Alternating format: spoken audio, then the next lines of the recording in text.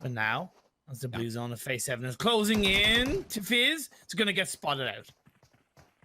Yeah, Tiff is trying to peek on over, get himself the AK. Not going to reload though. Got to be careful. You got to hit those shots. Going to switch on over to the Scar, but he's just going to get completely dunked on by IW with a two-man crew. Almost takes himself in a one-on-one, but now the entire focus of IW is going to be shifting over to the rest of Rage. Faster going to go extremely low, and he knows that he got so much damage. One bullet so he needs, but the first aid comes in clutch for Faster, and now he has the Thompson. You said it earlier, Imperium. That is a great weapon in a clutch situation. Akrano still in the front line. Go wait for your teammate to try and assist you. Fast is going to go for the wide spray, but his teammate is there to back him up. It's a one-on-one. Now a 1v1 to close things off between Zen and also Camper. As Faster... Actually, no, wait, Faster's back up on his 2 feet. It's going to be a 1v2, actually. I take that one back. I didn't think so. Camper's going to get pushed, and now they've got the upper ground. There's nothing you can really do. The bloom shot does not connect, and that is going to be GG well play for the second game on Miramar. As Rage, they were so close game 1, but the game number 2 will hit the mark. Absolutely fantastic from Rage. Much better teamwork than IUW in the end. Right, because Abcarino and Camper, that kind of synergy wasn't really there. Yeah, okay. Tiff the last player was dealt with in that 1v1, but I didn't really feel like that connection between the final 2 players of IUW were there compared to getting hot from the Middle Eastern region with 46 points. Not actually being kills, 9 more than second place held down by Team Rage. IUW is just looking to run away with those phones, man. That Redmi Note 10 5G, they want that one in the pocket. But when you're talking about taking advantage of the fact that you have 4 walls around you and the opposing team is in the open, that's not being done. But IUW, they found another target in sight, and it's the second place team, the team that's contesting them for first place in the Soul Survivor event. Let's go. Things are starting off good for the likes of Rage. This is big because they're both in top 3, right? This is going to have such a long an impact. Whichever team dies now, your chances of making it in the first place to get yourself the phones is donezo. You want that Redmi Note 10 5G, you need to stay alive. But they have yet to see the kill feed and know exactly what they're dealing with, because this is going to be the change of mindset. If you know who you're killing, if you know who you're fighting against, do you fully commit or do you leave because you know that is a really big risk? What's the game plan? And that's things that team need to be ready to take decisions for.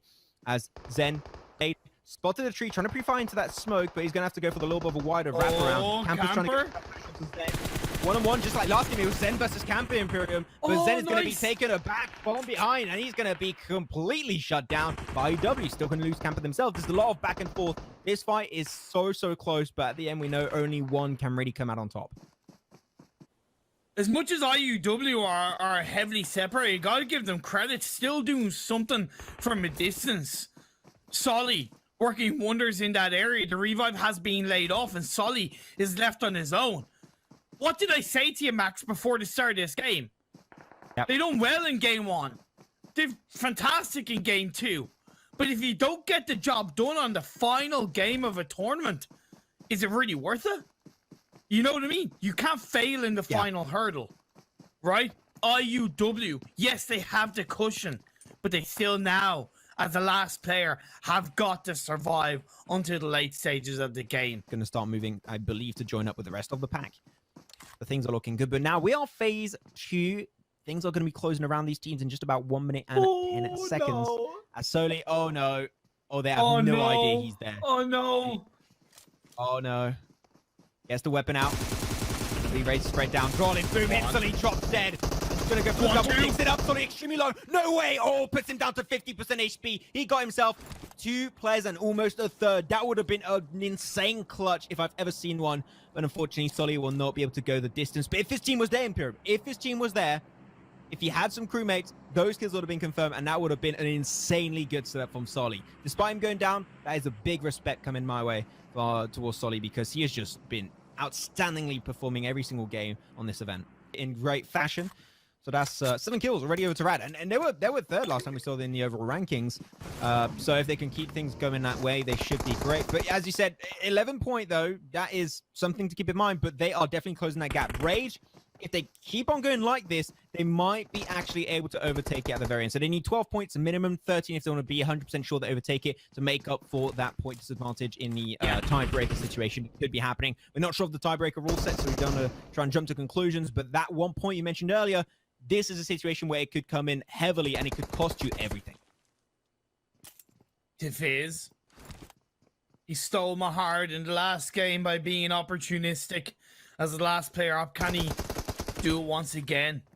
Rage have another team around them as well, which they're going to have to deal with. The knock that came through has been revived up. Lovely nade through the window, but not quite enough.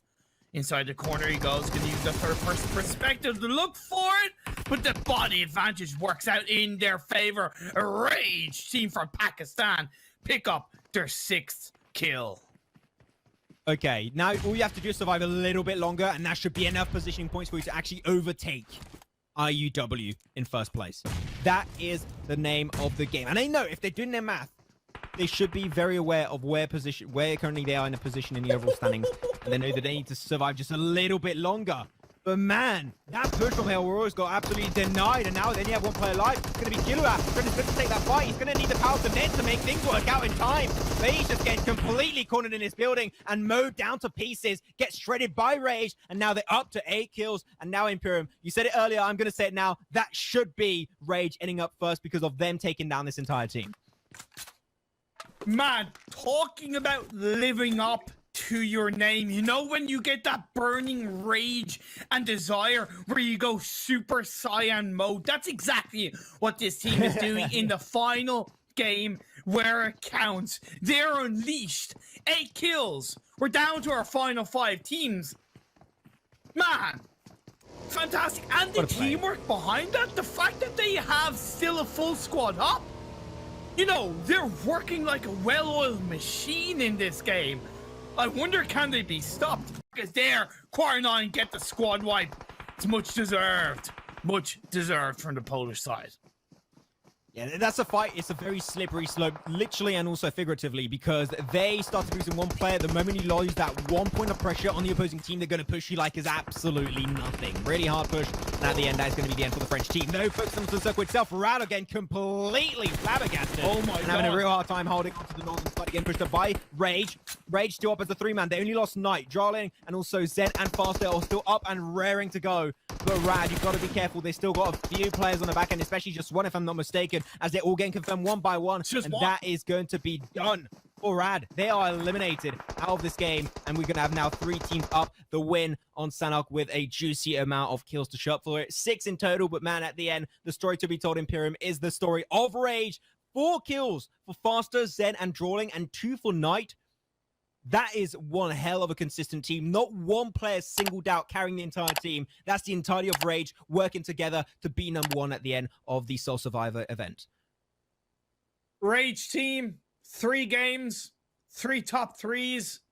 Absolutely stand out. Banging results across the way. And just the ability to draw out all those kills when it counted in that final game. 14 in total. Yeah, okay, a chicken dinner would have been a nice tabletop or a nice cherry on top of what has been a sweet cake day for them. But at the end of the day, they controlled their destiny. They controlled that final game so well. Exit game, nice to see them bounce back. Learn from this experience and get even better as time goes on. But you know what, Imperium? I'm going to be looking at the teams that are good right now as to check out the overall rankings to see where the teams end up for this Xiaomi Fans PUBG Mobile Battle Game Soul Survivor.